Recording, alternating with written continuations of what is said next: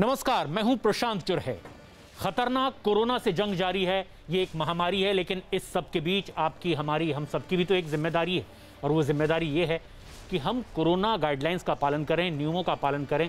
नियम ये कि हम फिजिकल डिस्टेंसिंग बनाकर रखें, बार बार हाथ साफ करें, और सबसे ज़्यादा ज़रूरी है ये मास्क ज़रूर लगाएं। न्यूज़ 18 ने तो बाकायदा इसके लिए एक मुहिम भी शुरू की है, #मास्क पहनो इंडिया।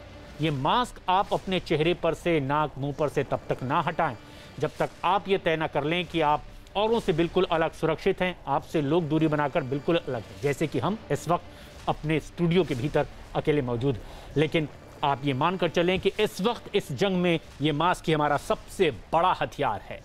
और इसी कोरोना से जुड़ी एक बेहद अहम खबर इस वक्त की, क्योंकि शहरों के बाद अब कोरोना देश के गांव-गांव में कहर बरपा रहा है। शहरों के मुकाबले तो अब गांव में अचानक कोरोना के मरीज तेजी से बढ़ते चले जा रहे हैं। गांव में स्वास्थ्य सेवाएं कमजोर होने की वजह से वहां हालात और बिगड़े दिखाई देते हैं। उत्तर प्रदेश, मध्य प्रदेश, राजस्थान और पंजाब के कई गांव तो अब हॉटस्पॉट बन चुके हैं कोरोना के। राजस्थान के जोधपुर के चौखा गांव में अब तक 50 लोगों की मौत हो चुकी है अकेले इस गांव में, जबकि इस गांव में अब भी 1000 से ज्यादा लोग पॉजिटिव हैं। तो वहीं दूसरी तरफ मध्य प्रदेश के ग्वालियर में भी 6 गांव कोरोना के हॉटस्पॉट बन चुके हैं। ग्वालियर के तो रिछेरा गांव में 35, अमरोल गांव में तो 28, भोला खुर्द गांव में एक ही परिवार के 27 लोग पॉजिटिव हैं। उत्तर प्रदेश में भी कई गांव हॉटस्पॉट बन चुके हैं कोरोना के। बागपत के ढिकोली गांव में तो 12 से ज्यादा लोग कोरोना पॉजिटिव हैं, जबकि इस गांव में 3 लोगों की कोरोना की वजह से मौत भी हो चुकी है।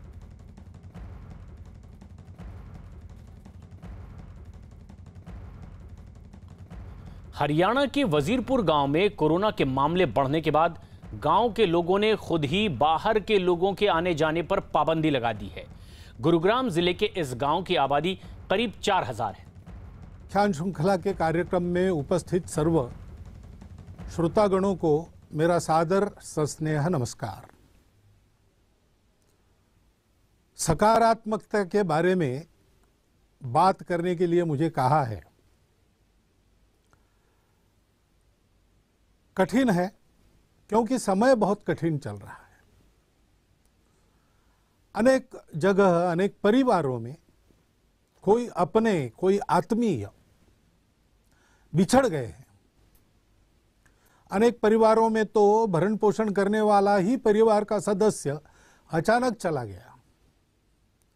10 दिन में जो था वो नहीं था, ऐसे हो गया। और इसलिए अपने वाले के जाने का दुख और भविष्य में खड़े होने वाली समस्याओं की चिंता, ऐसी दुविधा में तो परामर्श देना, सलाह देना, इसके बजाय पहले तो सांत्वना देना।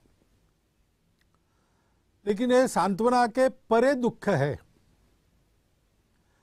इसमें तो अपने को, अपने आप को ही संभालना पड़ता है। हम अपनी संवेदना बता सकते, बता रहे हैं। और यहां पर्दे पर केवल कोरी संभावना नहीं बता रहे, संघ के स्वयंसेवक सर्वदूर इस परिस्थिति में समाज की जो भी आवश्यकता है उसकी पूर्ति करने के लिए अपने अपने क्षमता के अनुसार सक्रिय है।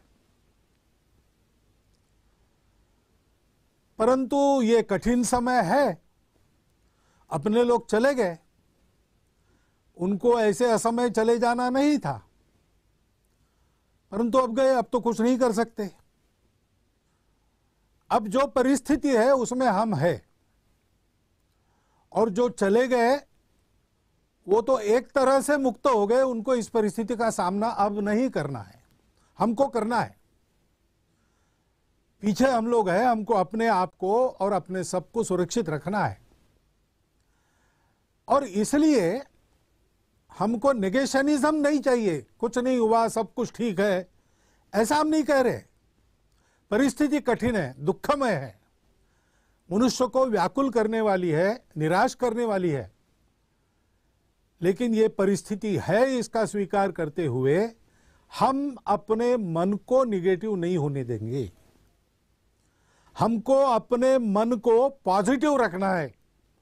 शरीर को कोरोना निगेटिव रखना है और मन को पॉजिटिव रखना है, उस दृष्टि से इस श्रृंखला में मेरे पूर्व वक्ताओं ने बहुत सटीक, संपूर्ण ऐसी परामर्श की बात रखी है, स्पष्ट रखी है, सरल भाषा में रखी है, अनुभूति के आधार पर रखी है। मन की दृढ़ता की बात उन्होंने की है, कोरोना प्रतिकार के अपने प्रयासों की गति बढ़ाने की, उन प्रयासों को वैज्ञानिकता के आधार पर स्थापित करने की, सामूहिकता से काम करने की, एकता की, उसी प्रकार सत्य को पहचानते हुए, स्वीकारते हुए उसके आधार पर काम करने की बात कही है। अपने आप को ठीक रखना और समाज की सेवा करना, चिंता करना, इसका आग्रह उन्होंने किया है। वही बातें मुझे भी बतानी है, मैं अपनी भाषा में बताऊंगा, क्योंकि वो अनुभूत बातें हैं। मुख्य बात मन की है। पहली, मन अगर हमारा थक गया, हार गया, तो हम तो जैसे किसी सांप के सामने चूहा एकदम निष्क्रिय होकर कुछ भी न करते हुए लूला होकर बैठ जाता है, कुछ करता ही नहीं अपने बचाव के लिए। ऐसी इस समस्या के सामने हमारी स्थिति हो जाएगी। ऐसी हमको होनी नहीं देनी है और ऐसी हमारी स्थिति नहीं है। हम कर रहे हैं, सारे चित्र को देखते हैं तो जितना दुख है उतनी ही आशा है। ऐसे परिस्थिति में समाज की कुछ विकृतियां बाहर आती है, बात सही है, लेकिन जितनी विकृति बाहर आ रही उससे अधिक सत्कृति बाहर आ रही। बहुत से लोग सब प्रकार के, सब आर्थिक स्तरों से, समाज पर यह संकट है, सब पर संकट है, इसका भान रखकर स्वयं की भी चिंता कर रहे हैं और उनसे जितनी बनती है उतनी समाज की भी चिंता करती है। ऐसे उदाहरण बहुत हो रहे हैं कि अपनी चिंता किए बिना दूसरों की चिंता, दाई नीड इज ग्रेटर, इस प्रकार की वृत्ति का दर्शन समाज कर रहा है। इसको हमने ध्यान में रखना चाहिए। निराशा की परिस्थिति नहीं है, लड़ने की परिस्थिति है, कठिन परिस्थिति है, लेकिन परिस्थिति तो अपने मन के प्रतिभाव पर निर्भर करती है। क्या ये निराशा, ये रोज 10-5 लोगों के, अपरिचित लोगों के जाने के समाचार का सुनना, मीडिया के माध्यम से परिस्थिति बड़ी विकराल है उसका घोष निरंतर सुनना, ये हमारे मन को उदास बनाएगा, कटु बनाएगा? ऐसा नहीं होता। ऐसा होने से विनाश ही होता है। ऐसा अभी तक हुआ नहीं है मानवता के इतिहास में, इसलिए ऐसी सब प्रकार की बाधाओं को लांघकर मानवता आगे बढ़ी है, अब भी बढ़ेगी। संघ के संस्थापक डॉक्टर हेडगेवार, उनकी किशोरावस्था में उनके माता पिता दोनों, ऐसी ही महामारी चल रही थी नागपुर में प्लेग की, उसमें स्वयं की चिंता किए बिना समाज के लिए काम करते थे। उस समय तो दवाइयां भी नहीं थी। अगर समाज की चिंता करेंगे तो निश्चित रूप से हम पर भी गाज गिरेगी, ये मानकर चलना पड़ता था। ऐसे समय में प्लेग के रोगियों की सेवा करते करते एक ही दिन में दोनों चले गए। डॉक्टर हेडगेवार किशोर आयु के थे, उस समय डॉक्टर नहीं बने थे, केशव कहे जाते थे। उस संवेदनक्षम आयु में उनके मन पर परिणाम क्या हुआ? क्या उनका जीवन आगे कटुता से भर गया, क्रोध से भर गया, निराश हो गए? ऐसा नहीं हुआ। इस वियोग के, दुख के विष को पचाकर उन्होंने उसमें से संपूर्ण समाज के प्रति निरपेक्ष आत्मीयता का स्वभाव बनाया। जिनका जिनका उनके साथ संबंध आया है, विचारधारा से उनके हो न हो, लेकिन वो एक बात बता कहते हैं कि डॉक्टर हेडगेवार यानी स्नेह प्रेम, ऐसा उनका स्वभाव बना। जब विपत्ति आती है तो हमारी प्रवृत्ति क्या होती है? हम जानते हैं, हम भारत के लोग हैं, हम जानते हैं कि ये जीवन जरा मरण का चक्र चलते रहता है। मनुष्य एक न एक दिन जैसे पुराने कपड़े, मैले कपड़े छोड़कर नए कपड़े बदलता है, वैसे पुराना शरीर निरुपयोगी हो गया, उसको छोड़ देता है, दूसरे जन्म में आगे बढ़ने के लिए नया शरीर धारण करके आता है। ये जानने वाले हम लोग हैं। हमको ये बातें डरा नहीं सकती, निष्क्रिय निराश नहीं बना सकती। ब्रिटेन के पंतप्रधान बने चर्चिल, उसके बाद उनके कार्यालय में उनके टेबल पर एक वाक्य लिखा रहता था। वो वाक्य क्या था? Please understand that there is no pessimism in this office. We are not interested in the possibilities of defeat, they do not exist. हम हार की चर्चा में बिल्कुल रस नहीं रखते, क्योंकि हमारी हार नहीं होने वाली है। हमको जीतना है। संपूर्ण राष्ट्र को अपने उत्साह से, अपने वक्तृत्व से, अपने करने से चर्चिल ने इस मनस्थिति पर खड़ा किया कि चाहे जो हो, हम हारेंगे नहीं, हम शरण नहीं जाएंगे, हम जीतेंगे। और वो जीते, विपरीत परिस्थिति में जीते। उस समय का डाटा अगर फीड करते कंप्यूटर में, तो कंप्यूटर कहता कि इंग्लैंड बेचिराग हो जाएगा। लेकिन लगातार महीना भर दिन रात बम के रेड़ों को झेलकर ब्रिटेन की जनता ने अपने देश को केवल टिकाया नहीं, तो उस शत्रु को पूर्ण परास्त किया। ये क्यों हुआ? क्योंकि ये प्रवृत्ति ही ऐसी थी। सामने जो संकट है, जो दुख है, जो अंधकार है, उसको देखकर वो निराश नहीं हुए, उन्होंने उसको एक चुनौती मान लिया। हमको भी ऐसा संकल्प करके इस चुनौती से लड़ना है और संपूर्ण विजय इस पर पाएंगे, तब तक सतत प्रयास करते रहना है। संकल्प की दृढ़ता का जैसे महत्व है, वैसे प्रयास के सातत्य का महत्व है। पहली लहर आने के बाद हम सब लोग जरा गफलत में आ गए। क्या जनता, क्या शासन, क्या प्रशासन मालूम था? डॉक्टर लोग इशारा दे रहे थे, फिर भी थोड़े गफलत में आ गए, इसलिए संकट खड़ा हुआ। अब आगे तीसरे लहर की चर्चा कर रहे हैं, तो डरना है क्या उस चर्चा के कारण? डरना नहीं है। अगर वो आती है तो जैसे चट्टान पर टकराकर सागर की लहर चूर चूर होकर वापस लौटती है, वैसे उस आपत्ति को लौटना पड़े, ऐसी तैयारी हमको करनी है। ये प्रवृत्ति चाहिए, उसकी आवश्यकता है, और उस दृढ़ता के साथ सतत प्रयास हमको करने हैं। समुद्र मंथन के समय कितने ही रत्न निकले, लेकिन उन रत्नों के आकर्षण से प्रयास बंद नहीं हुए, मंथन चलता रहा। हलाहल विष जैसी भीति भय उत्पन्न हुआ, लेकिन उसके कारण भी प्रयास से विरत नहीं हुए। अमृत प्राप्ति होने तक प्रयास चलते रहे। और इसलिए सुभाषित में कहा है, रत्नैर महाहैर स्तुतुषुर्न देवा, उससे तोषित नहीं हुए, तुष्ट नहीं हुए। न भेजिरे भीम विषयम भीतिम, हलाल जैसा कराल विष, उसके कारण भी डरे नहीं। सुधाम विना न प्रयोयुर्विराम, अमृत मिलते तक उनके प्रयास चलते रहे। न निश्चितार्थात विरमंती धीरा, धीर लोग जो रहते हैं, धैर्यवान लोग रहते हैं, वो प्रयास सतत जारी रखते जब तक उपलब्धि होती नहीं पूरी की पूरी। हमको वैसे करना है, और स्वाभाविक आपत्ति सारी मानवता पर है। भारत को अपना उदाहरण रखना है, पूरे भारत को एक समूह के नाते सारे भेद भूलकर दोष गुणों की चर्चा अभी उसको विराम देकर, उसके लिए बाद में समय मिलेगा। अभी तो हमको सबको एक टीम के नाते काम करना है, मिलकर काम करना है। गति बढ़ाने की बात श्रीमान अजीम प्रेम जी ने की, स्पीड चाहिए। वो स्पीड कैसे तैयार होगा?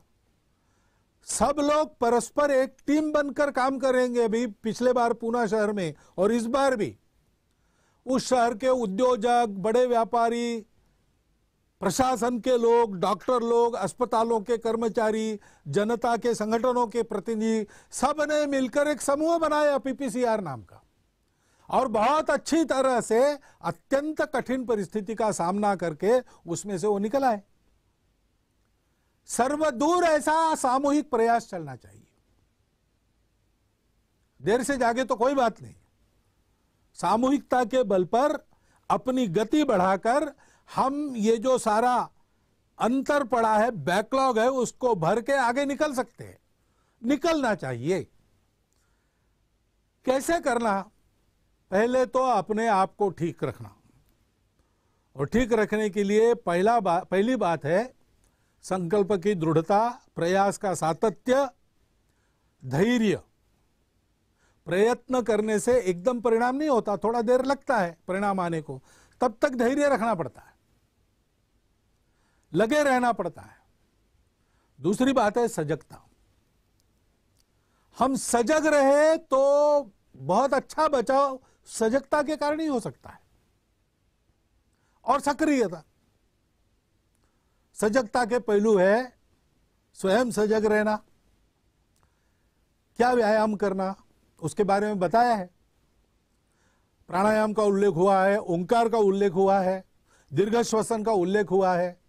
अन्य भी जो व्यायाम अपने शरीर की प्रतिकार शक्ति, श्वसन की क्षमता, प्राणों की तेजस्विता बढ़ाने वाले, वो मन को भी बनाते हैं, ऐसे व्यायाम है। सूर्य नमस्कार जैसे हम कर सकते हैं, हमको करना चाहिए। सीखने को तो आजकल मिलता है, प्रत्यक्ष कहीं जाकर सीखने की आवश्यकता नहीं, ऑनलाइन सीखने की भी आजकल व्यवस्था हो गई है। और इन बातों को समझने वाले, सिखाने वाले तो आजकल अभ्यास के कारण आसपास भी मिलते हैं। बहुत कठिन क्रियाएं नहीं है, उसको करना। आहार ठीक रखना, शुद्ध स्वच्छ सात्विक आहार करना, शरीर की ताकत को बढ़ाने वाला आहार करना, उसके बारे में भी बहुत सारी जानकारी इंटरनेट पर आपको मिलती है। लेकिन जानकारी के बारे में ध्यान रखना। जो कहा गया कि वैज्ञानिकता का आधार लेना चाहिए, वैज्ञानिकता क्या है? परीक्षा करके लेना। कोई कहता है इसलिए वो ठीक है, ऐसा नहीं है। टेक्स्ट बुक में लिखा है इसलिए सबको लागू होगा, ऐसा भी नहीं है। नया है इसलिए ठीक है, पुराना है दकियानुसी है, ऐसा भी नहीं है। और पुराना है इसलिए ठीक है और नया है इसलिए बेकार है, ऐसा भी नहीं है। जो भी आ रहा है उसको परख के लेना चाहिए।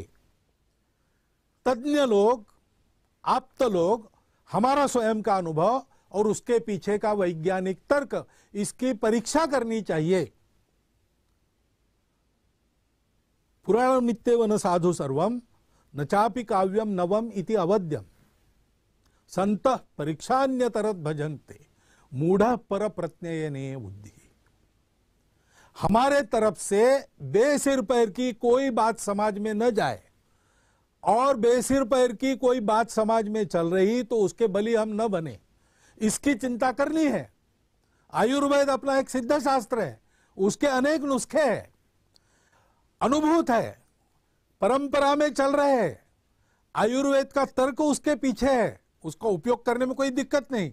लेकिन आयुर्वेद के नाम पर कई बातें ऐसी चलती रहती है। कोई बताने वाला व्यक्ति, उसको उसका लाभ होता होगा तो हो, लेकिन सबके लिए बताने लायक वो बातें तब तक नहीं है जब तक वो इस वैज्ञानिकता के तर्क के आधार पर, लंबे अनुभव के इतिहास के आधार पर और शास्त्रों के आधार पर सही नहीं उतरती। और इसलिए सावधानी रखकर ऐसे उपचार और आहार का सेवन करना, विहार का भी ध्यान रखना। युक्ताहार विहारस्य युक्त कर्मसु चेष्टसु। शरीर को, मन को अशक्त बनाने वाले कर्मों को छोड़ दीजिए, खाली रहना बंद कीजिए, खाली मत रहिए, कुछ ना कुछ नया सीखिए, अपने परिवार के साथ गपशप कीजिए, अपने बच्चों को अधिक अच्छा समझिए, अपने बच्चे हमको अधिक अच्छा समझे, ऐसा संवाद कायम करें। कई बातें हैं, कुटुंब को भी प्रशिक्षित किया जा सकता है, ऐसा समय हमारे पास मिला है, उसका उपयोग कीजिए, खाली नहीं रहना। और युक्त आहार विहार में मुखाच्छादन पहनना, मास्क का उपयोग करना, इसकी दक्षता ये अनिवार्य है। पर्याप्त अंतर पर रहकर एक दूसरे से संबंध रखना आवश्यक है, अनिवार्य है। वैसे ही स्वच्छता का पालन करना, सैनिटाइजेशन करते रहना, सारी बातें मालूम है हमको। अनदेखी होती है, असावधानी होती है, और जब सावधानी हटती है तब दुर्घटना घटती है। इसलिए सजगता रखना। थोड़ी सी आशंका हो गई कि कुछ गड़बड़ है तो उपचार के लिए संकोच मत करना। कुछ लोग कोरोना का पॉजिटिव होना बड़ी बदनामी मानकर छुपा के रखते हैं, जल्दी उपचार नहीं लेते। अस्पताल में जो वातावरण रहता है उसके डर के मारे एडमिट होने में आनाकानी भी करते हैं। और दूसरा सिरा यानी भय के कारण अनावश्यक उपचार करते हैं, अनावश्यक एडमिट होते। तब यह होता है कि जिसको वास्तविक जरूरत है उसकी जगह बुक हो जाती है, उसको नहीं मिलती। और इसलिए तुरंत वैद्यकीय सलाह लेकर वो जैसा कहते वैसा करना, निसंकोच करना।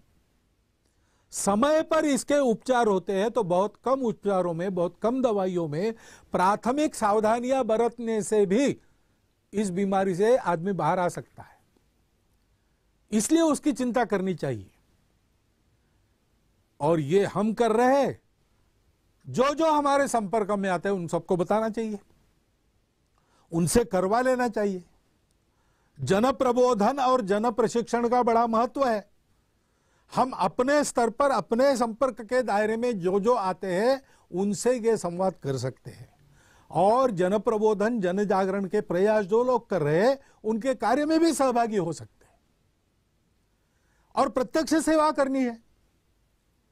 जिनके स्वास्थ्य पर कोरोना का आघात हुआ है उनकी सेवा करनी है। उनके लिए बेड चाहिए, व्यवस्था करनी है, ऑक्सीजन चाहिए, उपयोगी व्यवस्थाएं खड़ी करने में और सेवा करनी है। कई प्रकार की सेवाएं स्वास्थ्य को लेकर इसमें करनी है। पहली लहर में हमने कुछ की थी, अब कुछ अधिक प्रकार करने की आवश्यकता है। करने में बहुत लोग लगे हैं, हम उसमें सहभागी हो जाएं। बच्चों की शिक्षा पिछड़ने का ये शायद दूसरा वर्ष होगा, तो अनौपचारिक शिक्षा के माध्यम से वर्ष में फिर उनकी परीक्षा होगी कि नहीं होगी, प्रमोट होंगे कि नहीं, इसकी चिंताएं छोड़कर कम से कम वो ज्ञान जो वो 2 साल में प्राप्त करने वाले थे उसमें वो पिछड़ न जाए, इतनी चिंता समाज के नाते हम अपनी तरफ से कर ले। बाकी व्यवस्थाएं क्या होगी देखा जाएगा। ऐसे ही बहुत से लोग फिर से रोजगार बंद हो गया, जिनका हाथ पर पेट है, रोज का रोज कमाते, उनकी परिस्थिति बड़ी कठिन है, उनकी सुधि लेनी चाहिए। कम से कम वो भूखे ना रहे, उनके घर के लोग भूखे ना रहे, इतनी तो चिंता करनी चाहिए। हम अपने दायरे में जो लोग हैं उनको देख सकते हैं, उनकी क्या स्थिति है समझ सकते हैं, उनकी सेवा कर सकते हैं। और ऐसी सेवा देने वाले सब संगठन काम कर रहे हैं, उनके साथ हम भी लग सकते हैं। कल इसके कारण रोजगार की, कमाई की, आर्थिक क्षेत्र में हमारे पिछड़ने की, हमारे अर्थव्यवस्था की गति कम होने की समस्या खड़ी हो जाएगी। अनेक प्रकार से उसका सामना अभी से करना प्रारंभ करना पड़ेगा। स्किल ट्रेनिंग से लेकर सारी बातें, उसमें हम जितना कर सकते समाज के नाते और व्यक्ति के नाते हमको करना चाहिए।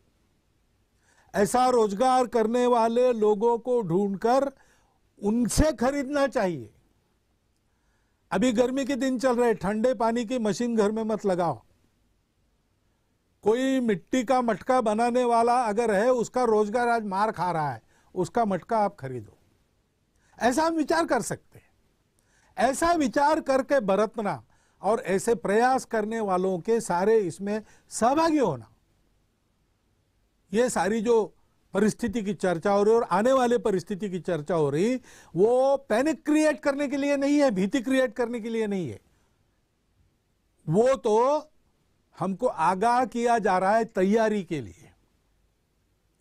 नियम, व्यवस्था और अनुशासन का पालन करते हुए हम चले, समाज को चलाएं, और ये सेवा हम करें। करने वालों के साथ समाज के नाते हम भी सहभागी हो। ऐसा हम करेंगे तो हम आगे बढ़ेंगे। हमें जितना है, हमारा संकल्प है। कुछ बात है कि हस्ती मिटती नहीं हमारी, ऐसा हमारा देश है। तो इतने साल में मिटा नहीं, इतने भयानक संकटों को झेलकर मिटा नहीं, तो होगी महामारी, विश्वव्यापी होगी, बड़ा छुपा शत्रु होगा, बड़ा रूप बदलने वाला होगा। कठिन जंग लड़नी होगी, लेकिन लड़नी ही होगी और जीतनी ही होगी। हम जीतेंगे, ये हमारा दृढ़ संकल्प है। परिस्थिति आई है, वो हमारे सद्गुणों की परख करेगी, हमारे दोषों को भी दिखा देंगी। दोषों को दूर करके सद्गुणों को बढ़ा के ये परिस्थिति हमको प्रशिक्षित करेगी। ये हमारी धैर्य की परीक्षा है। ये धैर्य, यह महत्व की बात है। एक वाक्य का आप स्मरण रखिए, success is not final, failure is not fatal. यश अपयश का खेल चलते रहता है। Success is not final, failure is not fatal. The courage to continue is the only thing that matters. यूनान मिस्र रोमा सब मिट गए जहां से, कुछ बात है कि हस्ती मिटती नहीं हमारी, ऐसा हम कहते हैं। तो उस हस्ती में हमारा सत्य का साक्षात्कार हमारे पूर्वजों ने जो हमको सौंपा और पीढ़ी दर पीढ़ी उस सत्य का आचरण करने वाली संस्कृति दी, वो संस्कृति और हमारा इस यशापयश के आघातों में उनको पचाकर आगे बढ़ना, यश को भी पचाना, अपयश को भी पचाना, और करेज टू कंटिन्यू, उस धैर्य की प्रवृत्ति के साथ सत्य प्राप्त होने तक सतत प्रयास का दृढ़ संकल्प रखते हुए आगे बढ़ना, ये बात है। वो बात हमारी है, उसके बल पर हम जीतेंगे। उसका प्रदर्शन हम सब लोग करें, ये परिस्थिति की मांग है। हमको अपने समाज के ज्येष्ठों का परामर्श इसके पहले के सब व्याख्यानों में मिला है। उसका यह अर्थ हृदयंगम करके हम प्रयासों में लग जाए। निराशा का कोई कारण नहीं, हम जीतेंगे, ये बात निश्चित है। सजग रहना पड़ेगा, सक्रिय रहना पड़ेगा, इतनी ही बात ध्यान में रखनी है। इतनी बात आपके सामने रख के मैं अपने निवेदन को विराम देता हूं। बहुत बहुत धन्यवाद। आरएसएस प्रमुख मोहन भागवत ये कहते हुए कि इस संकट की घड़ी में हमें किस तरह से मानसिक रूप से पॉजिटिव रहना है ताकि शारीरिक रूप से कोरोना से हम नेगेटिव रह सकें, क्योंकि अब कई जगह से इसी तरह से खबरें भी आ रही है। उत्तर प्रदेश के गौतम बुद्ध नगर के सैनी गांव में कोरोना कहर बनकर टूटा है। गांव वालों का दावा है कि पिछले कुछ दिनों में इस गांव में कोरोना की वजह से 17 लोगों की मौत हो चुकी है। इसके अलावा गांव में कई लोग कोरोना की चपेट में आ चुके हैं। गांव वालों का आरोप यह है कि उनके गांव में कोरोना टेस्ट का कोई सेंटर तक मौजूद नहीं है। सबसे नजदीक जो सेंटर है कोरोना टेस्टिंग के लिए, वो भी उस गांव से 15 किलोमीटर दूर है। गांव में हालात बिगड़ने लगे हैं और पिछले 2 दिन से अब प्रशासन ऑक्सीजन सिलेंडर लेकर वहां पहुंचना शुरू हुआ है, लेकिन ये सुविधा सिर्फ सुबह 10 बजे से शाम 5 बजे तक ही मिल पाती है। इसके अलावा लोगों का आरोप ये भी है कि गांव में टीकाकरण भी लोगों का नहीं हुआ है। किस तरह के हालात हैं, हमारी सहयोगी प्रियंका बता रही हैं। गांव देहात में भी कोरोना घुस चुका है और इस कदर घुस गया है कि लोगों की मौत हो रही है और सुविधाओं के नाम पर लोगों के पास कुछ नहीं है। सैनी गांव के कुछ लोग यहां पर हमारे साथ मौजूद हैं, उनसे बात करते हैं। क्या स्थिति है आपके गांव में? मैडम, स्थिति गांव की बहुत खराब है। सैनी गांव में कोरोना पूरी तरह घुस चुका है, ना कोई टेस्टिंग है और 17 लोग मर चुके हैं। 19 अप्रैल से लेकर आज तक इनकी डेथ हो चुकी है। एक आज भी हुई है। ना कोई टेस्टिंग है, ना कोई अधिकारी है, ना कोई स्वास्थ्य कर्मी गांव में आया अभी तक। ठीक है, क्या प्रशासन ने कोई आप लोगों के लिए सिलेंडर के लिए या इलाज के लिए कोई व्यवस्था की है? हाँ, अभी 2 दिन से जो ना ग्रेटर नोएडा विकास प्राधिकरण के 2-3 कर्मचारी आए थे, एक सिलेंडर भी लाए थे। कुछ देर यहाँ बैठे रहे और ये 10 से 5 आते हैं। 10 से 5 आते हैं और हाँ। रात को अगर किसी को कोई सुविधा, कोई किसी तरह का कोई फैसिलिटी नहीं है। अच्छा, तो यहाँ पर बता रहे हैं कि 2 दिन से प्रशासन के लोग आ रहे हैं, एक सिलेंडर लेकर आते हैं। यही उस जगह है जहां पर वो बैठते हैं, पर आप देख रहे हैं कि पीछे पूरा खाली है। उसका भी एक टाइम फिक्स किया गया है कि 10 से 5 बजे ही जो लोग हैं वो आते हैं यहाँ पर, और किसी को जरूरत होती है जब वो अस्पताल से लिखवा के लाए तो उसको ये सिलेंडर दिया जाता है। टेस्टिंग हो रही है आपके यहाँ? नहीं हो रही मैम। टेस्टिंग कहाँ होती है? ग्रेटर नोएडा होती है मैम। यहाँ आपको मतलब अगर किसी को यहाँ टेस्ट कराना हो, सिम्टम हो, तो कहाँ कितने किलोमीटर जाना पड़ता है? Greater Noida 15 kilometre. Greater Noida 15 kilometre है। टीके लग रहे हैं आप लोग के गाँव में? नहीं, कोई टीका भी का नहीं, कोई वैक्सीन नहीं, कुछ नहीं। क्यों टीके का केंद्र नहीं है यहाँ? नहीं है, यहाँ काफी दूर है। अच्छा, तो यहाँ अभी किसी को टीके नहीं लगे? किसी को टीके नहीं लगे। तो जहाँ माना जा रहा है कि कोरोना से सबसे बड़ा बचाव टीका है, टीके भी इस गांव में नहीं लग रहे हैं। आप जरा आगे आके मुझे बताइए, कोई अस्पताल कोई अस्पताल यहाँ है, कोई सरकारी अस्पताल, डिस्पेंसरी कोई है, बीमार होता तो क्या कर रहे हैं लोग? यहाँ 6-7 किलोमीटर दूर है बादलपुर गांव में। अच्छा, यहाँ कोई डिस्पेंसरी भी नहीं है आप लोग? यहाँ पे नहीं है। तो अगर कोई बीमार हो जाता तो कैसे आप लोग मैनेज कर रहे हैं, क्या कर रहे हैं? मैनेज क्या कर रहे हैं, यहाँ दिखा लेते हैं प्राइवेट डॉक्टरों को। हाँ। चेकअप की कोई सुविधा नहीं है। 8 किलोमीटर दूर सरकारी हॉस्पिटल है, झोला छाप डॉक्टर गाँव में, उनसे दवाई लेकर करते हैं। जब ज्यादा स्थिति खराब हो जाती है तब लेके चलते हैं। वहाँ एडमिट नहीं करता कोई ऐसा हॉस्पिटलों में, कोई सुविधा नहीं। अस्पताल कितनी दूर है यहाँ से? जो सरकारी जो हॉस्पिटल है यहाँ से 8 किलोमीटर दूर है। कोई आइसोलेशन वार्ड जहाँ पर अगर कोई बीमार हो घर का, कोई ऐसे कोई सुविधा है? नहीं, कोई सुविधा ऐसी नहीं है यहाँ पे मैडम। तो ये सैनी गांव के लोग हैं जो बता रहे हैं कि टेस्टिंग सेंटर यहाँ नहीं है, टीके यहाँ नहीं लगे हैं, किसी को भी टीके यहाँ नहीं लगे हैं। इसके अलावा प्रशासन 2 दिन से 1 सिलेंडर लेकर आ रहे हैं, लेकिन उनका समय फिक्स है 10 से 5। जैसे इस वक्त यहाँ मौजूद है तो प्रशासन से यहाँ कोई नजर नहीं आ रहा है। लोगों के पास प्राइवेट डॉक्टर्स के पास या झोला छाप डॉक्टरों के पास जाने के अलावा कोई और उपाय नहीं, और शायद यही कारण है कि गांव में 17 मौतों का दावा किया जा रहा है। वीडियो जर्नलिस्ट नकुल शर्मा के साथ Priyanka Kandpal, news 18 India, greater Noida. देश में जारी इस महामारी का संकट अब गांव पर भी कहर बनकर टूट रहा है। बदइंतजामी और सुविधाओं की कमी से अब गांव में भी हालात बिगड़ने लगे हैं। गांव के स्तर पर तो प्रशासन की लापरवाही ने अब सरकार की कोशिशों को पलीता भी लगा दिया है। ऐसे में कई राज्यों के गांवों में कोरोना मरीजों की संख्या अब तेजी से बढ़ती दिखाई दे रही है, जिसने अब सरकार की भी चिंता बढ़ा दी है।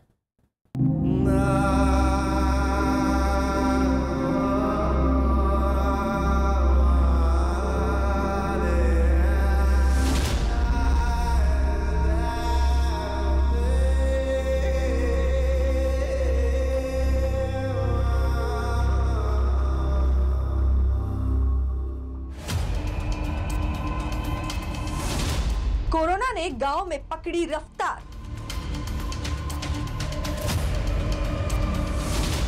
सुविधाओं की कमी से बिगड़े हालात।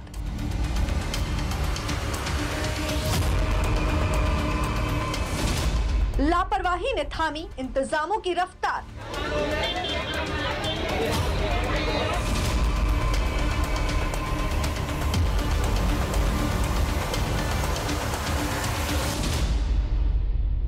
फ्रेम में बंद अपनों की तस्वीर हाथों में लेकर धूप में खड़े ये वो लोग हैं जिन्हें रंज भी है और गम भी।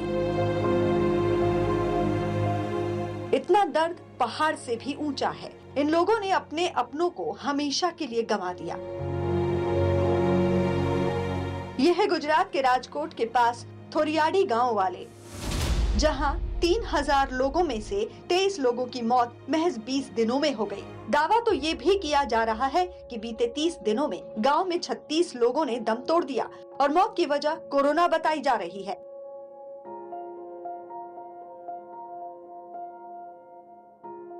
गांव के सरपंच का आरोप है कि अधिकारियों की लापरवाही ने इनके अपनों तक की जान ले ली, क्योंकि न तो किसी ने बीमारी के वक्त इनकी सुध ली और न ही इनके इलाज का ही इंतजाम किया। मारा गामनी अंदर हालनी तक में कोई पण जातनी सुविधा नहीं। आ साहेब आ तमे आ फोटा जोईने आपने पेट में भरे, पण कोई अधिकारी ऊपर कोई फोन नहीं कर्यो मने आधी सुधी के तमारा गामनी पोजीशन शुं छे। हूँ सामेथी फोन करीने थाकी गयो पण मने आधी सुधीमां कोईए जवाब नहीं दीधा। अने आज थोड़ीनी अंदर 1 महीनानी अंदर 35 लोकोना मृत्यु थया। एना मा बापने एना दीकराओने बिचाराओने केटली वेदना थती छे ई तो एने खबर ही छे। गांव दूर दराज के हों या फिर शहरों के बेहद पास, हालात ज्यादातर जगहों पर एक से हैं। यकीन न हो तो यूपी को ही देख लीजिए, जहां योगी सरकार ने गांव में कोरोना की रोकथाम के लिए पूरी ताकत झोंक दी है, लेकिन दिल्ली के पास गौतम बुद्ध नगर के सैनी गांव तक में इलाज के इंतजाम ठीक नहीं। यहाँ ऑक्सीजन की कमी से लेकर टेस्टिंग सेंटर तक का टोटा है, जबकि दावे के मुताबिक गांव में 14 लोगों की कोरोना से मौत हो चुकी है। सैनी गांव के लोग हैं जो बता रहे हैं कि टेस्टिंग सेंटर यहाँ नहीं है, टीके यहाँ नहीं लगे हैं, किसी को भी टीके यहाँ नहीं लगे हैं। इसके अलावा प्रशासन 2 दिन से 1 सिलेंडर लेकर आ रहे हैं, लेकिन उनका समय फिक्स है 10 से 5। जैसे इस वक्त यहाँ मौजूद है तो प्रशासन से यहाँ कोई नजर नहीं आ रहा है।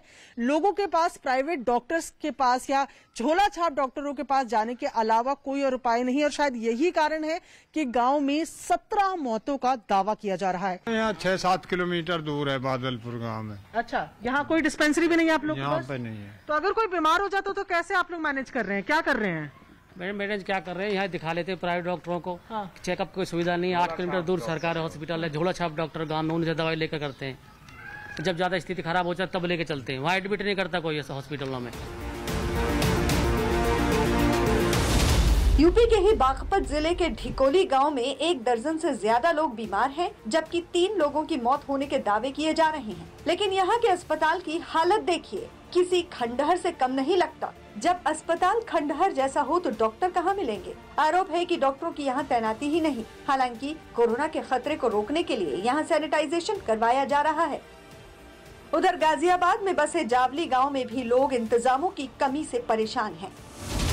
दावा किया गया कि जावली गांव में 1 महीने में 45 लोगों की मौत हो चुकी है। लोगों का आरोप है कि गांव में ना तो आइसोलेशन सेंटर तैयार किया गया है और ना ही जांच सेंटर बनाया गया है, लिहाजा मरीजों का टेस्ट भी सही समय पर नहीं हो पाता।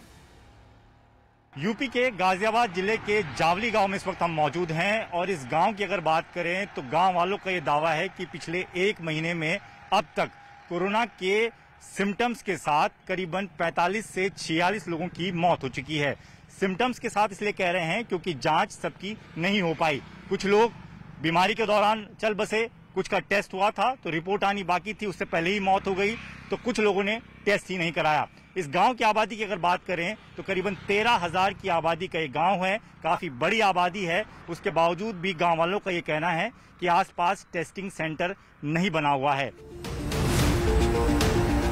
हालात तो राजस्थान की भी ठीक नहीं। बताया जाता है कि जोधपुर के चौखा गांव में कोरोना ने ऐसा कोहराम मचाया कि वहां 1000 लोग कोरोना की चपेट में आ गए और 120 लोगों को अस्पताल में भर्ती कराने की नौबत आ गई। इतना ही नहीं, यहां कोरोना से 50 लोगों की मौत होने का दावा भी किया गया। हालांकि यहां सरकारी सुविधाएं पहुंच रही हैं। गांव में घर घर जाकर सैंपलिंग और सर्वे किया जा रहा है, जबकि नगर निगम की तरफ से गाँव को सैनिटाइज करने का काम भी किया जा रहा है। गांव के हालात बिगड़ने की एक बड़ी वजह लोगों की लापरवाही भी है। बिहार में राजधानी पटना के पास गौरीचक गांव में तो लोगों की लापरवाही की कोई सीमा ही नहीं। लोग यहां मास्क लगाना तक जरूरी नहीं समझ रहे। हरियाणा के रेवाड़ी में भी हालात बुरे हैं। जिले के 35 गांव कोरोना के हॉटस्पॉट बन चुके हैं, लेकिन लोग फिर भी नहीं सुधरे। सख्त पाबंदी के बावजूद यहां खुलकर शराब बेची गई। मध्य प्रदेश के बुरहानपुर में एक बैंक के सामने लोगों की भारी भीड़ जुट गई। इस बैंक पर 40 गांव के लोग निर्भर हैं। लापरवाही का आलम ये कि नियमों की धज्जियां उड़ गई। न सोशल डिस्टेंसिंग और न ही मास्क लगाने का किसी को ध्यान रहा। उधर मध्य प्रदेश के ही ग्वालियर के गांव भेला खुर्द में एक ही परिवार के 27 लोग एक साथ कोरोना पॉजिटिव हो गए, जिसकी वजह एक परिवार में हुए शादी समारोह को बताया गया। प्रशासन का दावा है कि शादी समारोह पर पूरी तरह रोक लगी हुई है। ऐसे में लोग नियम तोड़कर शादी समारोह आयोजित कर रहे हैं। पुलिस ने इस मामले में 9 लोगों पर केस दर्ज किया है। बात में पता है भेला खुर्द में क्या हुआ है? पता है तुम्हें? 27 निकले हैं तो शादी के एक ही घर में। ग्राम भेला खुर्द में कल जब टेस्ट हुआ था तो एक ही परिवार के 27 लोग संक्रमित पाए गए। ऐसा पता चला कि इनका 30 तारीख को शादी का समारोह हुआ था, उसमें भी ये लोग शामिल हुए थे, इनके परिवार के लोग। हालांकि कई गांव ऐसे भी हैं जिन्होंने बीमारी को रोकने के लिए जागरूकता का परिचय दिया है। हरियाणा के वजीरपुर गांव में कोरोना ना फैले, इसके लिए बैरिकेड लगाकर लोगों के आने जाने पर पाबंदी लगाई गई है। गांव वाले खुद ही जागरूकता दिखा रहे हैं और आने जाने वालों पर नजर रख रहे हैं। सरकार के अभियान के मुताबिक वैक्सीनेशन भी यहां शुरू हो चुका है और दावा किया गया कि गांव वालों की जागरूकता की वजह से यहां एक भी मौत कोरोना की वजह से नहीं हुई है। उधर पंजाब में तो सरकार ने गांव में दाखिल होने के लिए कोरोना नेगेटिव रिपोर्ट होना जरूरी कर दिया है। जाहिर है गांव में कोरोना को रोकने के लिए प्रशासन और लोगों को साथ मिलकर काम करने की जरूरत है।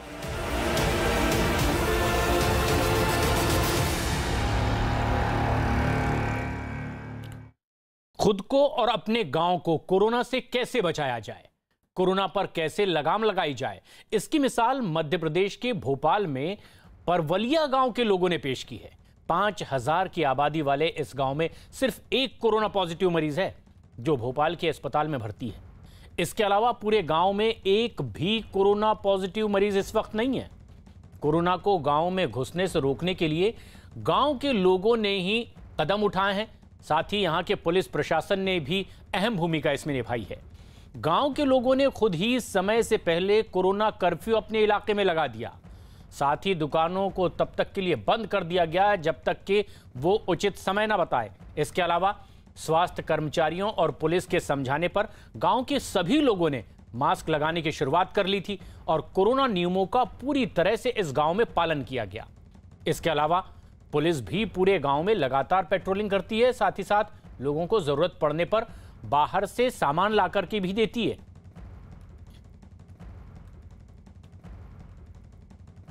कोरोना को भगाना है तो पहले खुद को जगाना है और इसकी मिसाल कायम की है परवलिया सड़क के इस गांव में। हम इस पंचायत भवन है जिससे गांव वालों ने एक क्वारंटाइन सेंटर बनाया। देखिए क्वारंटाइन सेंटर पंचायत भवन बन गया, लेकिन बड़ी अजीब बात है, गांव वालों का इतना अच्छा मैनेजमेंट था, इतना अच्छा प्रबंधन था कि इस क्वारंटाइन सेंटर में एक भी कोरोना मरीज को लाने की नौबत नहीं आई, क्योंकि गांव वाले के जो तमाम जो लोग थे वो अगर कुछ होता था तो खुद ही अपने घरों में अच्छे से क्वारंटाइन हो जाते थे। देखिए पूरा यहाँ किट रखी हुई है, सारी दवाइयाँ रखी हुई हैं, मास्क रखे हैं, सैनिटाइज़र रखे हैं, ऑक्सीमीटर रखा है और सारी तैयारी है कि अगर कोई बीमार होता है, अगर कोई कोरोना पॉजिटिव होता है तो उसे फ़ौरन यहाँ पर लाया जा सके। लेकिन आपने सारी तैयारी की और एक भी आया तो नहीं यहाँ कोरोना का? नहीं आया। क्यों? सर यहाँ हमारी पब्लिक भी अच्छी है और सपोर्ट अच्छा है उनका, और उन्होंने कहा कि अभी हमारे घर पे व्यवस्था है, हम यहीं कर लेंगे, आप यहीं हमारी व्यवस्था करवा दो, दवाई दे दो, जो भी देना है। इस चक्कर में सब कोई बाहर घूमते मिलता है फिर कोरोना का मरीज? नहीं, बिल्कुल नहीं सर, बिल्कुल भी एक भी मरीज ऐसा नहीं है कि जो बाहर निकला हो 14 दिन से पहले, जो अभी तक ठीक होने के बाद ही निकले, पूरी तरीके से स्वस्थ होकर फिर दोबारा उन्होंने जाँच करवाई। आज की तारीख में एक भी मरीज नहीं है? आज की तारीख में एक मरीज है, जो यहाँ पे नहीं है वो भोपाल है। अच्छा। उनके घर वाले बोले कि भैया हमारे पापा हैं अकेले, तो हम उनको अच्छे से इलाज करवा लें। ये देखिए गांव में एक भी मरीज नहीं, एक मरीज था तो जो उसे भोपाल में इलाज के लिए ले जाया गया है। ये है परवलिया सड़क का एक गांव। यानी कैसे सीखा जा सकता है कि गांव वाले अगर चाहें तो कैसे कोरोना को कैद कर सकते हैं। Manoj Sharma, Bhopal, news 18 India. Corona की दूसरी लहर के कहर से देश हलकान है। बीते कुछ दिनों से रोज 3 लाख से ज्यादा नए मरीज मिल रहे हैं, जबकि इसकी वजह से हर दिन करीब 4000 लोगों की मौत भी हो रही है। लेकिन महामारी के इस भयावह रूप लेने के बावजूद कुछ लोग अपनी आदतों से बाज नहीं आ रहे हैं। देश भर में कई जगहों पर लोग कोरोना के नियमों की धज्जियां उड़ाते दिखाई देते हैं। जब इन्हें रोकने टोकने की कोशिश होती है तो शर्मसार कर देने वाली तस्वीरें सामने आती है।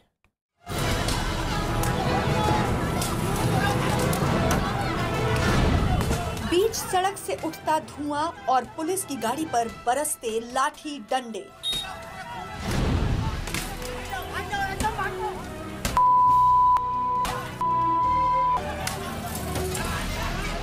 ये तस्वीर बिहार के समस्तीपुर की है, जहां लॉकडाउन का उल्लंघन कर खुली दुकानों को बंद कराने पुलिस पहुंची तो लोगों का पारा 7वें आसमान पर चढ़ गया। फिर तो क्या पुलिस की गाड़ी और क्या पुलिस वाले। बरसते लाठी डंडों के बीच नौबत जान बचाने के लिए गाड़ी छोड़कर भागने की आ गई।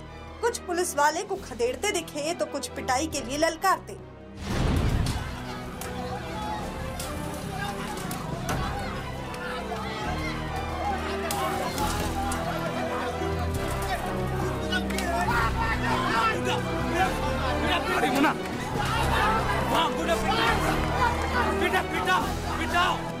जो भीड़ के हत्थे चढ़ गए उन्हें धक्का मुक्की, हाथापाई और गाली गलौज का शिकार होने से कोई नहीं रोक पाया।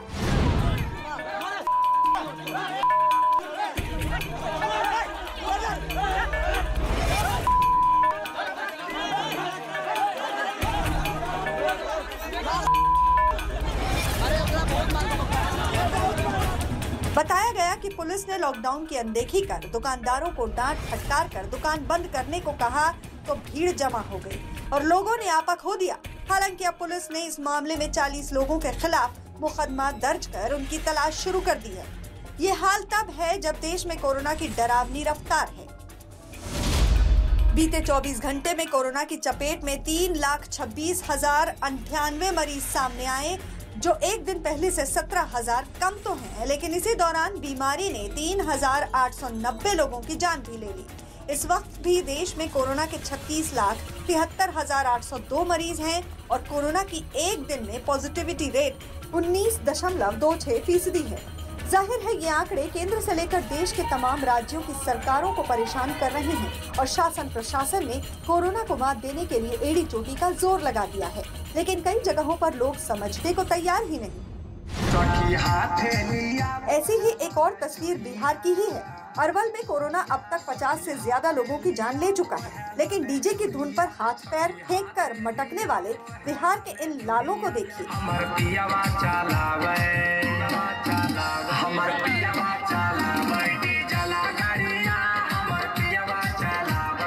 कोरोना के खतरे से आंखें बंद कर शुतुरमुर्ग की तरह नजरें झुकाकर ये अपनी ही मस्ती में है। लॉकडाउन के लिए बनाए गए नियमों को धता बताकर ये सभी एक शादी समारोह में हिस्सा ले रहे हैं।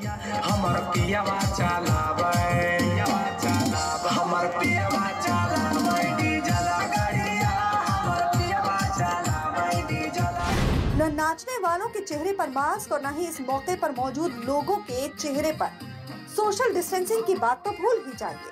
बिहार के अरवल की ऐसी तस्वीरें तब हैं जब बिहार में बीते 24 घंटे में कोरोना के 7,494 नए मरीज सामने आए और इस दौरान 77 मरीजों की मौत भी हो गई। बिहार में इस वक्त एक्टिव मरीज 89,563 हैं और ठीक होने वाले मरीजों की दर 85.38% है। अच्छी बात यह है कि बिहार में कोरोना का पॉजिटिविटी रेट 7% पर पहुंच गया है।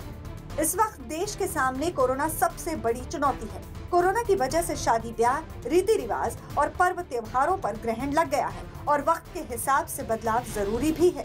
लेकिन राजस्थान के डूंगरपुर के सागवारा में कोरोना से बचाव के नियम तार तार होते दिखे। लॉकडाउन की धज्जियां उड़ाने वालों के सामने पुलिस प्रशासन भी बेबस नजर आया। बताया गया कि सागवारा में बोहरा समुदाय की जमात कमेटी के लोग धर्मगुरु सैयदना साहब के दीदार के लिए जमा हुए थे, लेकिन कार्यक्रम में भेदभाव का आरोप लगाकर कुछ लोगों ने हंगामा कर दिया और देखते ही देखते हाथापाई और मारपीट शुरू हो गई।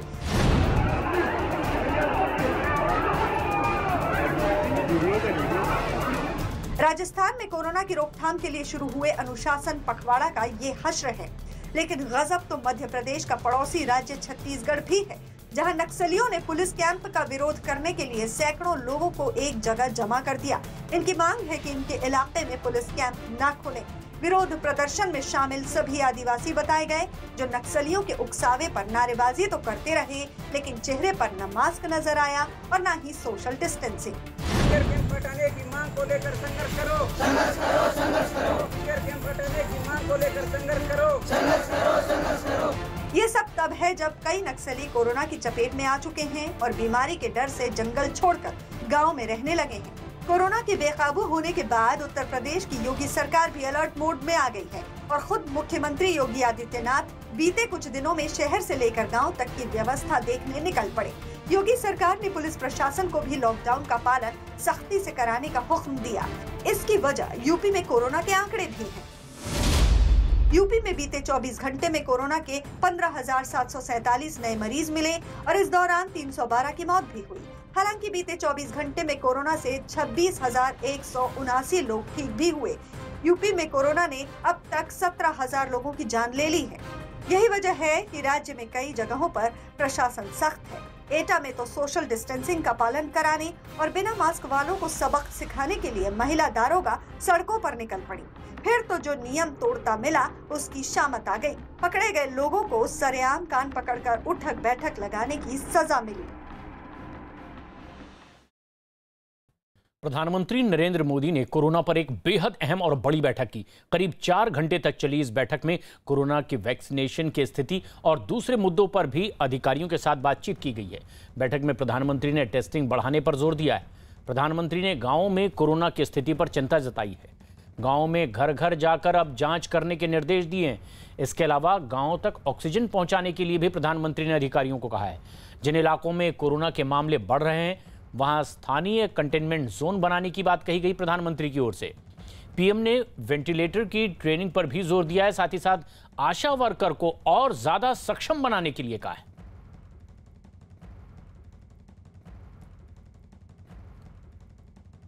दिल्ली के मुख्यमंत्री अरविंद केजरीवाल ने ऐलान किया है कि दिल्ली के हर जिले में ऑक्सीजन कंसंट्रेटर बैंक बनाई जाएगी। इसके अलावा कोरोना मरीजों को इससे काफी मदद मिलने की भी उन्होंने उम्मीद जताई है। समय पर इससे मरीजों को ऑक्सीजन मिल सकेगा। अरविंद केजरीवाल ने दावा किया है कि होम आइसोलेशन में इलाज करा रहे किसी भी कोरोना मरीज को जरूरत पड़ने पर 2 घंटे के भीतर उनके घर तक ऑक्सीजन कंसंट्रेटर पहुंचाया जाएगा। हर जिले में 200 ऑक्सीजन कंसंट्रेटर का बैंक बनाया जाएगा। जिसको ऑक्सीजन कंसंट्रेटर दिया जाएगा उसके संपर्क में डॉक्टर लगातार रहेगा और ठीक होने के बाद ऑक्सीजन कंसंट्रेटर लोग वापस कर देंगे और फिर उसको पूरी तरह सैनिटाइज करके किसी दूसरे जरूरतमंद मरीज को दे दिया जाएगा। दिल्ली के मुख्यमंत्री ने बताया कि 1031 पर कॉल करके भी होम आइसोलेशन ऑक्सीजन कंसंट्रेटर की डिमांड कर सकते हैं। आज से हम ऑक्सीजन कंसंट्रेटर बैंक शुरू कर रहे हैं। ये क्या है, इसकी क्या ज़रूरत है, क्या काम आएगा?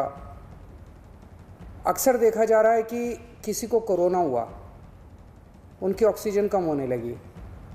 अगर उनको तुरंत ऑक्सीजन दे दी जाए तो उनकी तबीयत ज़्यादा बिगड़ने से बचाई जा सकती है।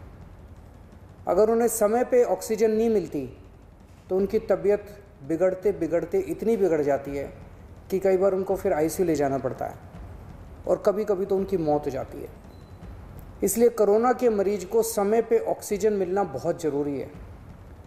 ऐसे मरीजों के लिए हमने ये ऑक्सीजन कंसंट्रेटर बैंक बनाया, ओसीबी बनाया। हमने दिल्ली के हर जिले में 200 ऑक्सीजन कंसंट्रेटर का बैंक बनाया। कोरोना की दूसरी लहर के बीच देश में म्यूकरमाइकोसिस यानी कि ब्लैक फंगस का कहर टूटा है। देश के कई राज्यों में इस बीमारी की चपेट में आए लोग देखे जा सकते हैं और इनकी तादाद लगातार बढ़ती भी चली जा रही है। कई जगहों पर तो ब्लैक फंगस की वजह से लोगों की जान तक चली गई है। महाराष्ट्र, गुजरात, छत्तीसगढ़ और बिहार से लेकर अब उत्तर प्रदेश तक में ब्लैक फंगस के कई मरीज सामने आ चुके हैं। इस बीमारी के बढ़ते प्रकोप को देखते हुए महाराष्ट्र के मुख्यमंत्री ने टास्क फोर्स और स्पेशल डॉक्टर्स के साथ एक आपात बैठक भी बुलाई।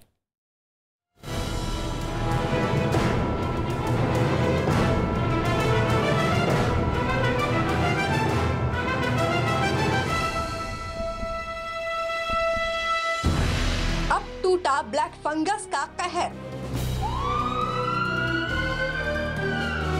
देश के कई राज्यों में मिले ब्लैक फंगस के मरीज। महाराष्ट्र में 10 लोगों की आंखें निकालनी पड़ी। महाराष्ट्र सरकार ने बुलाई टास्क फोर्स की बैठक। छत्तीसगढ़ और यूपी में ब्लैक फंगस से मौत। कोरोना को मात दे चुके कुछ लोगों के पीछे एक नई मुसीबत पड़ चुकी है। इस नई मुसीबत का नाम म्यूकरमाइकोसिस है, जो ब्लैक फंगस के नाम से भी जाना जा रहा है। ये बीमारी कुछ की आंखों की रोशनी ले रही है तो कुछ की जान। गुजरात के सूरत में अस्पताल के बिस्तर पर पड़े ये वो बदनसीब हैं जिन्होंने कोरोना को मात तो दे दी, लेकिन म्यूकरमाइकोसिस यानी ब्लैक फंगस की बला से पीछा नहीं छुड़ा पाए। इस बीमारी की चपेट में सूरत में ही 40 मरीज आ चुके हैं, जिनमें से 8 लोगों की आंखों की रोशनी हमेशा के लिए चली गई। हालत ये है कि इलाज के लिए जिन्हें ऑपरेशन की जरूरत है, उन्हें मरीजों की संख्या ज्यादा होने की वजह से इंतजार करना पड़ रहा है। एक आंख में ऑपरेशन करके निकाल दिया है और दूसरी आंख का भी MRI करवाया तो डॉक्टर की ऑब्जर्वेशन है, उसके बाद पता चलेगा कि दूसरी आंख का भी शायद ऑपरेशन करना पड़े।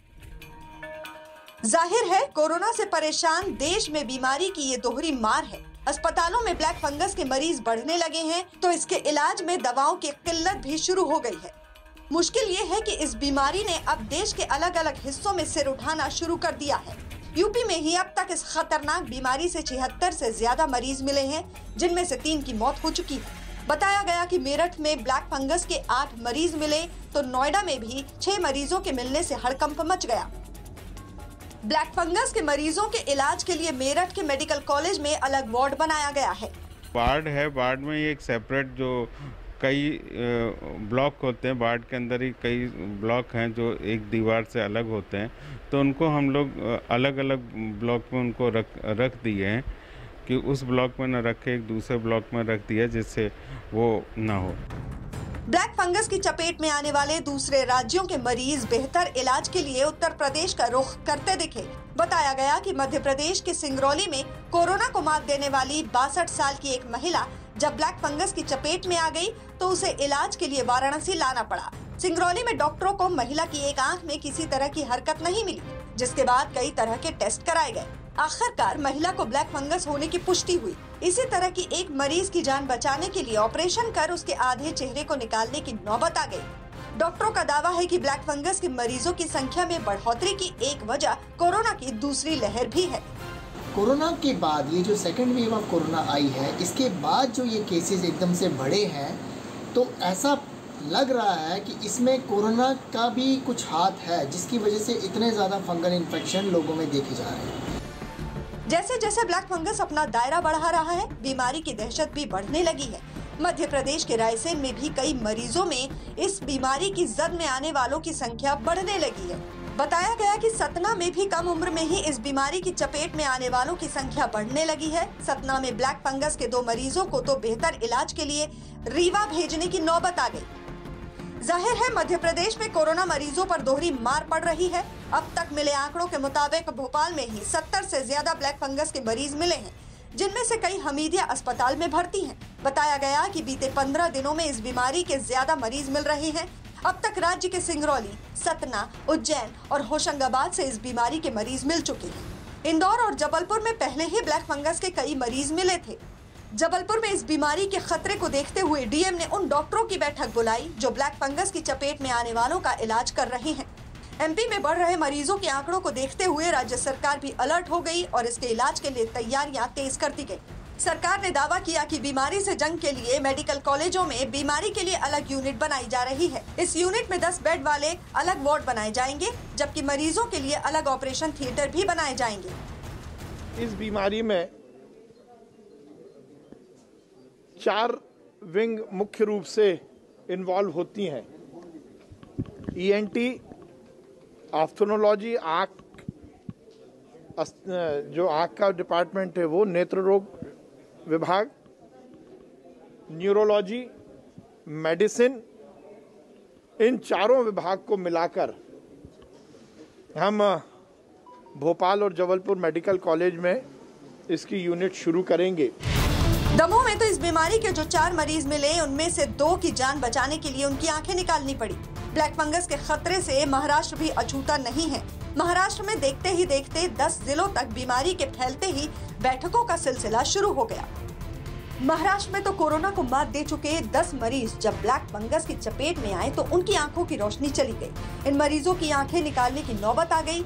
महाराष्ट्र में अब तक ब्लैक फंगस के करीब 2000 मरीज मिल चुके हैं। बीमारी के खौफ को देखते हुए राज्य सरकार ने जिला स्तर पर एक्सपर्ट कमेटी बनाने के निर्देश दिए हैं। ठाणे में इस बीमारी के इलाज के लिए अलग अस्पताल और ऑपरेशन थिएटर बनाने को कहा गया है। यही नहीं, मुख्यमंत्री उद्धव ठाकरे ने टास्क फोर्स और स्पेशलिस्ट डॉक्टरों की आपात बैठक भी बुला ली। इसके लिए एक special operation theatre, special OPD, इसको जो दवाइयाँ, इंजेक्शन और सभी जो है वो आवश्यक जो बातें हैं, चीज़ें हैं, उसमें सरकार पूरी तरह से तैयारी में है। थाना में भी हम लोगों ने यहाँ पर थाने एमएमआर क्षेत्र में जो भी अभी म्यूकर माइकोसिस के पेशेंट दिखाई पड़ रहे हैं, इसलिए हम लोग थाना में एक ईएनटी सर्जन है डॉक्टर आशीष भूमकर जी, उनके साथ भी बातचीत की है। थाना के लिए, एमएमआर के लिए पूरे एक टास्क फोर्स बनाया है। ब्लैक फंगस के बढ़ते खतरे को देखते हुए केंद्रीय मंत्री नितिन गडकरी की पहल पर इलाज के लिए जरूरी एक खास इंजेक्शन को बनाने की महाराष्ट्र एफडीए ने मंजूरी दे दी। वर्धा की जेनेटिक लाइफ साइंसेज में ये दवा बनेगी। असल में इस दवा की कमी की वजह से कालाबाजारी शुरू हो गई थी। सरकारों की ऐसी मुस्तैदी की वजह है। असल में छत्तीसगढ़ में इस बीमारी की वजह से एक मरीज की जान भी जा चुकी है। बताया गया कि रायपुर एम्स में अभी भी ब्लैक फंगस के 15 से ज्यादा मरीज हैं। छत्तीसगढ़ के अलावा बिहार में भी ब्लैक फंगस के 9 मरीज मिले हैं, जिनमें से 5 का इलाज पटना एम्स में हो रहा है। डॉक्टरों का कहना है कि ब्लैक फंगस से जूझ रहे लोगों की बीमारी की शुरुआत आंखों में दर्द और जलन से होती है। इसमें तेज सिर दर्द रहता है और आधे चेहरे पर सूजन भी आ जाती है। इसके बाद चेहरा सुन्न होना शुरू होता है और नाक बंद होना और एलर्जी जैसे लक्षण भी दिखने लगते हैं। कोरोना के कहर से लोग अभी जूझ ही रहे हैं कि ब्लैक फंगस के बढ़ते आंकड़ों ने डराना शुरू कर दिया है। महामारी से जूझ रही सरकार और प्रशासन के सामने अब ब्लैक फंगस नाम की नई मुसीबत आ चुकी है, जिससे निपटने के लिए पुख्ता तैयारी की जरूरत है। लेकिन इस बीच एक बेहद अहम जानकारी इसी ब्लैक फंगस से जुड़ी। एम्स के निदेशक रणदीप गुलेरिया ने दावा किया है कि जिन ब्लैक फंगस वाले 23 मरीजों का इलाज किया गया है, उनमें से 20 मरीजों ऐसे भी थे जो कोरोना जिन्हें हो चुका था या फिर वो कोरोना के ही मरीज हैं। तो हमारे यहाँ ऑलमोस्ट 23 केसेस हैं जो भी एडमिटेड हैं जिनको ये फंगल इन्फेक्शन है कोविड के। 20 उनमें से अभी भी कोविड पॉजिटिव हैं और 3 कोविड नेगेटिव हैं। और कई राज्य ऐसे हैं जिनमें 400-500 से ज़्यादा केसेस उन्होंने रिपोर्ट किए हैं कोविड के, उनके पास अभी पॉजिटिव हैं।